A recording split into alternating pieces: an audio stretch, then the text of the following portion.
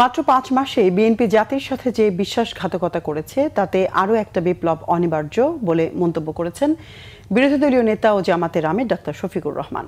তিনি বলেন, গণভোটের রায় বাস্তবায়ন না করে বিএনপি জাতির সাথে ধোঁকাবাজি করেছে। ফ্যাসিবাদী এই আচরণ না ছাড়লে বাঁচার পথ পাবে না বিএনপি।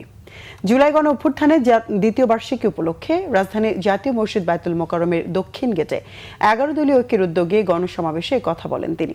সমাবেশে জামাতের আমির বলেন, জুলাই শহীদদের নিয়ে ভাগ বাটোয়ারা বন্ধ করতে হবে।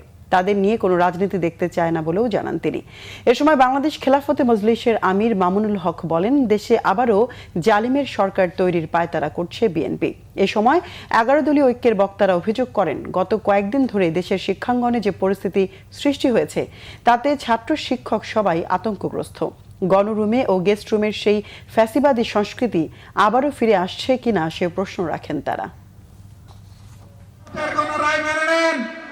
৭০ বার মানুষের রায়কে অপমান করবেন না, অপমান করে বাঁচার পথ খুঁজে পাবেন না। জনগণের রায়কে যারাই অপমান করেছে তাদেরকে অপমানজনকভাবে পালাতে হয়েছে। শিক্ষাঙ্গনের ছাত্র এবং শিক্ষকরা তারা আতঙ্কগ্রস্ত। সেই গণরুম, গেস্ট রুম, সেই ফেসিবাদ আবার নতুন অ্যাপ্রন গায়ে দিয়ে চলে আসছে কিনা।